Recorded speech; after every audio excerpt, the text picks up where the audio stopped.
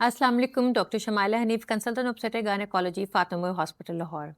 आज का टॉपिक है वो विटामिन डी की इम्पोर्टेंस इन प्रेगनेंसी के बारे में है।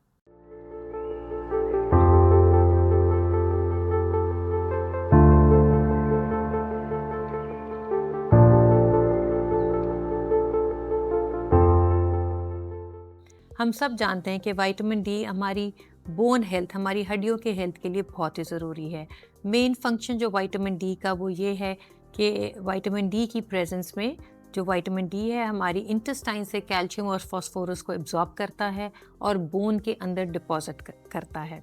विटामिन डी का सोर्स क्या है? ये हमारी बॉडी खुद डेवलप करती है। हमारी स्किन में विटामिन डी बनता है सन एक्सपोजर को। पर हम अपने मुल्क, जब पाकिस्तान की बात करते हैं, हम यूजुअली अपने आप को सन एक्सपोजर से बचाते हैं। लिहाजा हमारे लोग, जो हमारी पॉपुलेशन है, वो विटामिन डी डेफिशिएंट होती है। जहाँ तक खुराक की बात करें, डाइटरी सोर्सेज की बात करें, तो विटामिन डी ज़्यादातर एग योक यानी कि जर्दी के अंदर और सामन फिश में पाया जाता है। हमारी डाइट में बाकी अशिया में भी विटामिन डी इतनी ज़्यादा मिकदार में नहीं है, तो ओवरऑल हमारी जो पॉपुलेशन है वो विटामिन डी डेफिशिएंट होती है। विटामिन डी का जहाँ हम फ़ायदों की बात करें तो ना सिर्फ हमारी हड्डियों के लिए ज़रूरी है, ये रिसर्च ने कंफर्म किया है, ये रिसर्च ने हमें एविडेंस के साथ बताया है कि हमारी इम्यूनिटी के लिए भी उतनी ही इम्पोर्टेंट है और हमारे हार्मोन बैलेंस के लिए विटामिन डी नॉर्मल अमाउंट में हमारी बॉडी में होना बहुत ही ज़रूरी है।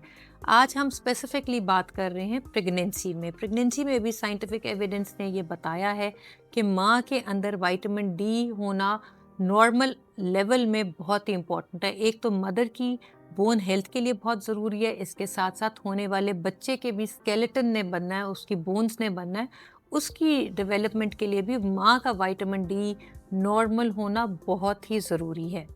साइंटिफिक एविडेंस ने ये भी हमें बताया है कि वो ख़वातीन जो प्रेग्नेंट हैं और उनकी बॉडी में विटामिन डी की कमी है, उनको प्रेगनेंसी में और कॉम्प्लिकेशंस होने का चांस ज़्यादा हो जाता है। और वन सच कॉम्प्लिकेशन इज़ कि उनको प्रेगनेंसी में ब्लड प्रेशर होने का चांस ज़्यादा है।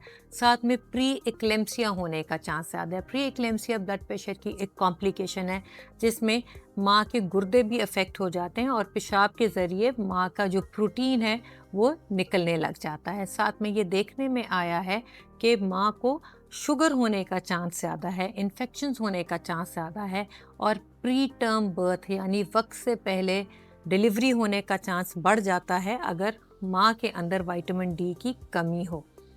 तो ये इम्पॉर्टेंट है कि जब भी आप प्रेग्नेंट हों, तो जब आपकी लिस्ट ऑफ एंटीनेटल केयर पे इन्वेस्टिगेशंस की जाती हैं तो आपका विटामिन डी लेवल भी चेक होना चाहिए और अगर आपके अंदर विटामिन डी की कमी है तो आपको विटामिन डी सप्लीमेंट ज़रूर लेना चाहिए। क्योंकि एक ना तो हम सन एक्सपोजर अपने बॉडी को करवाते हैं, ना ही हमारे डाइटरी सोर्स में इनफ विटामिन डी अवेलेबल है कि हमारी बॉडी में एडिक्वेट अमाउंट हो। हमें हर सूरत में कुछ ना कुछ विटामिन डी हमें बाहर से लेना ही पड़ता है।